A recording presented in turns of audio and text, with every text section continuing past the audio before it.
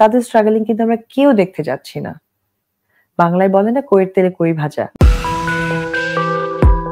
প্রথম আলোর এক সাক্ষাৎকারে আমন্ত্রিত অতিথি ছিলেন ঢালিউড কুইন অপু বিশ্বাস। বিভিন্ন আলাপের এক পর্যায়ে অপুর কাছে জানতে চাওয়া হয় ছেলে জয় সম্পর্কে, কোথায় আছে, কেমন আছে। গুঞ্জন শোনা যায় জয় হয়তো বিদেশ চলে যাবে, এই বিষয়ে আপনি কিছু বলুন। একটা হয় কি, যে যেহেতু সে তো স্টুডেন্ট, সে তো আর জব করতে যাচ্ছে না বা ঘুরতেও যাবে না একদম, এবং খুবই ছোট। কোন ক্লাসে পড়ছে ও? হচ্ছে মানে মাত্র পিকে শেষ করেছে, লেভেল 1 এ ছিল। তো ওদের তো জুন টু জুন ইয়ার হয়, তো June, July, August, September, just 2 month class করেছিল। ঠিক সেপ্টেম্বর মাসেই আমি আবার জয়কে অন্য স্কুলে শিফট করছি। আচ্ছা, অন্য স্কুলে শিফট করছি, কারণ বাচ্চার তো একটা ভালো ভবিষ্যৎ দরকার। তো এটা তো আসলে প্রত্যেকটা বাবা মার উচিত যে তার বাচ্চা কিসে ভালো, ওটা তো একটা টাইমিং এর ব্যাপার থাকে, চাইলেই তো নিয়ে যাওয়া যায় না। তো ওই জন্য ওই প্রসেসটা চলছে। ভেরি সুন জয় হয়তো বা আমার কাছ থেকে অনেকটা দূরে চলে যাবে।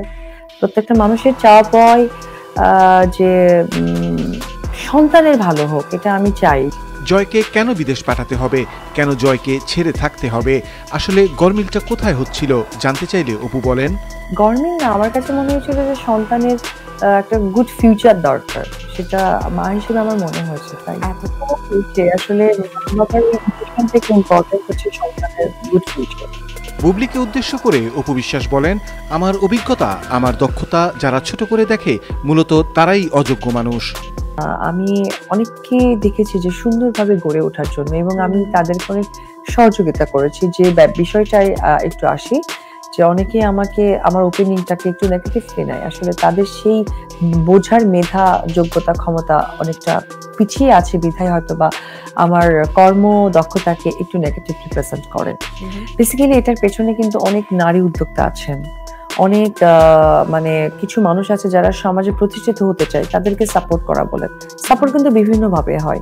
আমি হয়তো বা তাদেরকে ফিনান্সের কোনো সাপোর্ট করিনি, বাট আমার অপু বিশ্বাসের নামের ব্যাপারটা দিয়ে তাদেরকে হয়তো বা সহযোগিতা করতে পেরেছি। এবং অনেকে আছে যেমন ফিনান্সের ব্যাপারটা অনেক সময় কথাবার্তার মধ্য দিয়ে আমি বলেছি, ওকে ফাইন, আপনি কাজ করেন, আপনি বড় হতে হবে। কিন্তু বেলা শেষে কাভারেজটাকে না নেগেটিভলি প্রেজেন্ট করেছে, কারণ তাদের সেই যোগ্যতা নাই, বোঝার ক্ষমতা থাকতে হবে। আর এটাতে অনেকে হয়ে দেয় যারা মনে করে নিজে যোগ্য, তারপরও কোথায় জানি একটা গা ভাসিয়ে দিয়ে নিজেকে অযোগ্য প্রমাণ করে।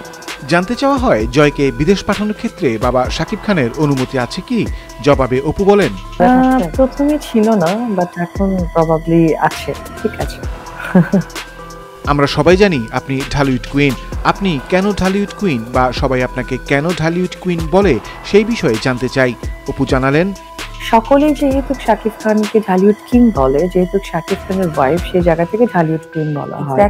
তো এইখানে যেহেতু ওখানে আমার শ্রদ্ধেয় সম্মানের রেসপেক্টের জায়গা থেকে ক্ষমাসুন্দর দৃষ্টিতে বলি, অনেকেই ব্যাখ্যা করে, যেখানে আমাদের প্রথম থেকেই বলি, আমাদের কবরী আপা, আমাদের ববিতা আপা, আমাদের শাবানা ম্যাম, আমাদের রুজিনা আপু, তারপরে আরো অনেকেই আছে, তারপরে আছে আবার আমাদের শাবনুর আপু, মৌসুমী আপু, পূর্ণিমা আপু, পপি আপু, তারা অত্যন্ত গুণী, মেধাবী, যাদের নাম নিতে হলে আমার মতো আর্টিস্টদেরকে আরো অনেকটা জ্ঞান অর্জনের পর বলাটাও আসলে সম্ভব কিনা জানি না, ডিউ রেসপেক্ট।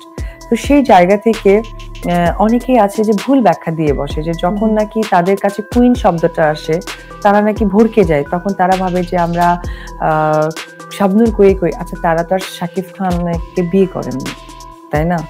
তো ওই জায়গা থেকে কিন্তু আসলে নামকরণটা আসে। যেমন হয় যে কোনো ডিসির ওয়াইফ যদি হয়, বলে মিসেস ডিসি। আপনি একজন ফিতা কাটা নায়িকা, এটা নিয়ে অনেকেই ট্রল করত। ইদানিং আপনার ফিতা কাটার সংখ্যা বেড়ে গেছে, এই বিষয়টা আপনি কিভাবে দেখেন, আর এর কারণ আপনি কি বলবেন?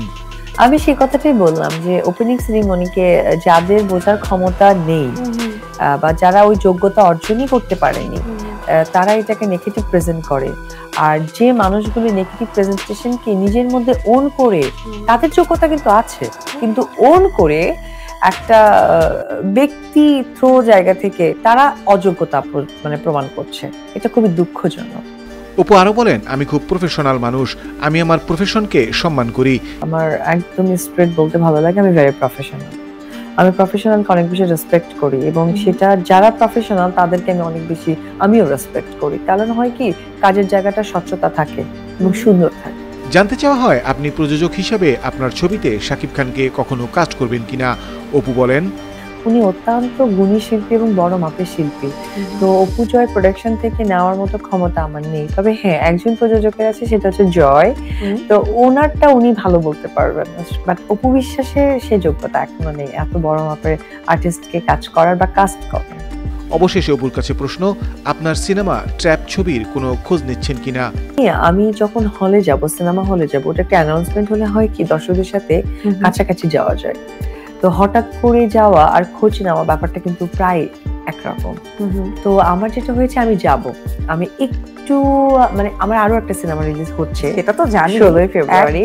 যেহেতু একদম কাছাকাছি পড়ে গেছে, তো পাশে আমার কাজ, আমার নতুন বিজনেস সবকিছু মিলে না বাংলায় বলতে চাই একটু গুবলেট টাইম যাচ্ছে, মানে এত বেশি প্রেসার যাচ্ছে।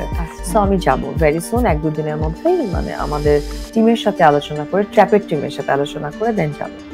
আমরা চিত্রনায়িকা অপু বিশ্বাসকে পেয়েছি প্রযোজক অপু বিশ্বাসকে, এরপর যুক্ত হলেন ব্যবসায়ী অপু বিশ্বাস। এখন আরো একটি নতুন পরিচিতির গুঞ্জন শোনা যাচ্ছে, এমপি অপু বিশ্বাস। এই বিষয়ে আপনি কি বলবেন? অপু বিশ্বাসের শুরুটা অবশ্যই চিত্রনায়িকা অপু বিশ্বাস। চিত্রনায়িকার আগে আমি বলতে অসম্ভব, এখনো করি, নৃত্যশিল্পী অপু বিশ্বাস, কারণ আমি নাচের মেয়ে। আজকে রাজনীতির জায়গাটা কিন্তু আমার মন থেকে সৃষ্টি হয়েছে। সৃষ্টিটা হচ্ছে বরাবরের মতোই, আমি যেহেতু একজন নারী, নারীর জায়গাটা আমি দেখেছি খুব কাছে থেকে, পাশে থেকে, এবং আমাকে ওন করে এই জায়গাটা না একটু ফোকাস হওয়া দরকার, বা এই জায়গাটা একটু সাপোর্ট দরকার। আমি বরাবর একটি কথাই বলছি যে অভিনেত্রী এবং রাজনেত্রী, মানে রাজপথে দুটোই কিন্তু জনগণের কাছের মানুষ। আমরা তো বড় স্কিনে মানুষের কাছাকাছি যাই, আর সেটা হয়তো বা ডোর টু ডোর আমাকে যেতে হবে। তো আমি একজন অপু বিশ্বাসকে যখন আমি দেখেছি যে ব্যক্তি জীবনেও স্ট্রাগল হয়, তবে আমার পরিচিতি থাকার পরেও কোথায় জানি আমাকে স্ট্রাগল করতে হয়েছে, এই ওয়ার্ডটা যুক্ত হয়েছে। তো যারা ব্যক্তি জীবনে কিছু হয়ে উঠতে পারেনি, তাদের স্ট্রাগলিং কিন্তু আমরা কেউ দেখতে যাচ্ছি না। বাংলায় বলে না, কইয়ের তেলে কই ভাজা। তো আমি কিন্তু রাজনীতির থেকে ইম্পর্টেন্ট হচ্ছে আমি নারীদেরকে আমি ফ্রন্ট লাইনে আনতে চাই, যেটা আমার ইচ্ছে শক্তি।